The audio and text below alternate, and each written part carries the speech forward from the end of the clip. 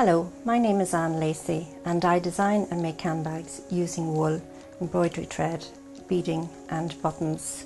This is a demonstration of how to make one of my handbags using my handbag kit. You start with a frame. This is the frame for the bag, and the size can be altered simply by cutting down the middle of the frame and overlapping by 3 squares. So you take your scissors and you go down the middle of the bag like this, and then you overlap by 3 spaces. You sew that into position using your darning needle and wool.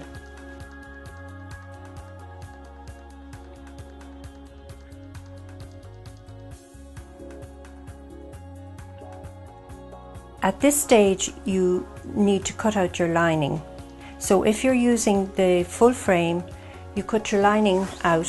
You can get a piece of paper and go around the edge of your frame and cut your piece of lining just about 1/4 of an inch bigger than the existing frame. And obviously if you're using the smaller frame, you do the same thing. So one will be slightly smaller than the other.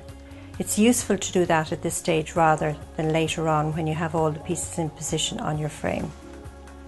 And then you can continue on with the next stage. So for the purpose of this demonstration, I'm going to use a frame that has not been cut. And I start by putting a little top on the frame using my darning needle and wool.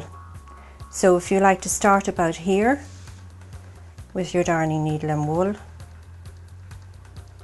and you're creating a little border along the top. So you continue like so until you have in fact covered the frame from one side to the other, leaving a couple of squares free at either end, because you will be actually overlapping each frame by 1 square. So if you can imagine that you have continued that across to about here, you will end up with something like this. So this is the way it will look when you finish right across the top. The second stage then is to knit a piece for along the bottom of the bag, which is approximately 16 or 18 stitches wide, using maybe 4mm stitches or needles. And at that stage you just pin that to one side of the frame, and then you can sew it in position.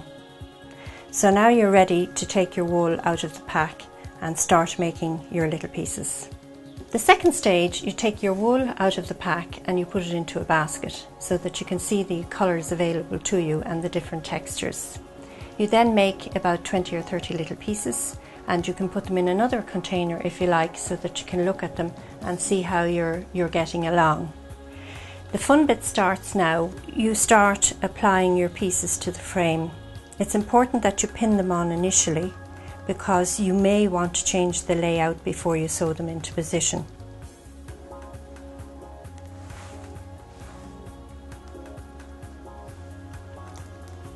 And the other reason why I pin them on first is in case you have too much of one colour on just one side of the bag and not enough colour on the other.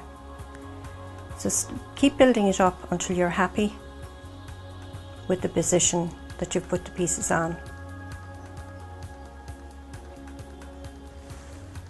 And you simply sew the pieces in position by using a darning needle and the thread that is already attached to each individual pieces. That's why I leave tails, so that you don't have to start from scratch. You already have the colour you want to use.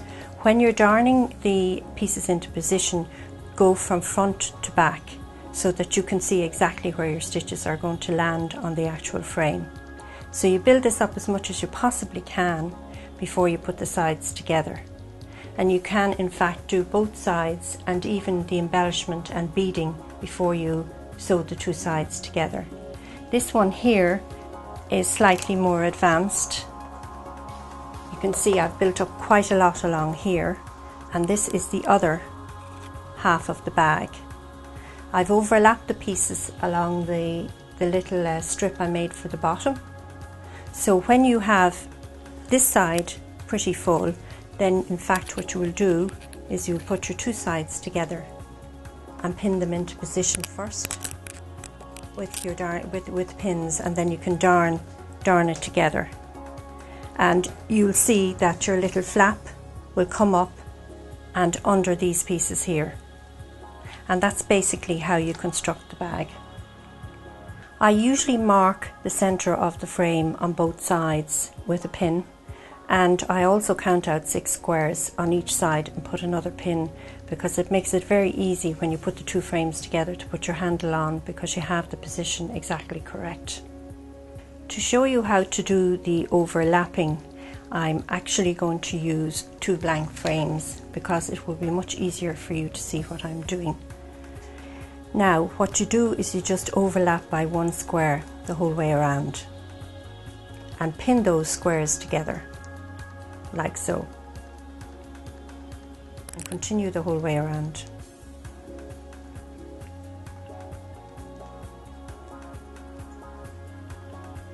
Making sure that your squares don't move out of position while you're doing that.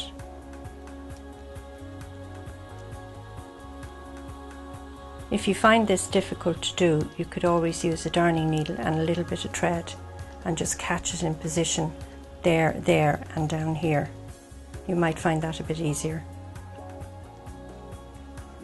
So when you have your 2 frames together, at that stage you can make your lining, and you can pop your lining into the bag. So here is a sample piece of lining,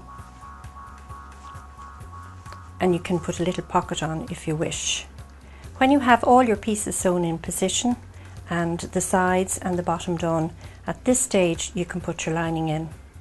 So in order to put your lining in, you need to turn it inside out like so, so that when you pop it into the bag and you look into the bag, you will be seeing the right side of your lining.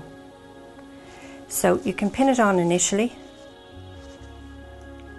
like so. When you have your lining in position, at that stage I just take an ordinary needle and some thread and I sew it into position. It doesn't really matter at what position you start, once you keep it a little below the top of the bag. I'm using a different coloured thread here so that you can actually see what I'm doing. Obviously when you use a thread that's the same colour, you don't see the stitches whatsoever.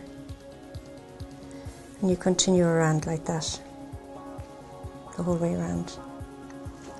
So if you can now imagine that your lining is in position and you would like to pop your handles on, there are 2 different types of handles you can use. This particular one is plastic and it has a little slit on each handle. To apply that, all you need do is knit 4 little straps, 5 stitches, and use the moss stitch, and you insert the little strap in each of these slits and you stitch them in position onto the handbag. That's the first type of handle. The second type of handle is a lot easier to attach because it has little clasps. So in that situation, all you do is put your handles onto the bag and squeeze them into position. When you have them in position and you're happy that they're absolutely correct, take a piece of fabric and a pliers and tighten them. Once you have attached the handles to your handbag, you now have finished your wearable piece of art. I also provide a booklet which comes free with the kit, and this booklet provides you with lots of patterns for the different motifs. It also shows you how to do a shoulder strap in wool and how to do a cushion or a picture. So I hope that you really enjoy the booklet and making handbags or cushions, whichever you should decide. Thank you.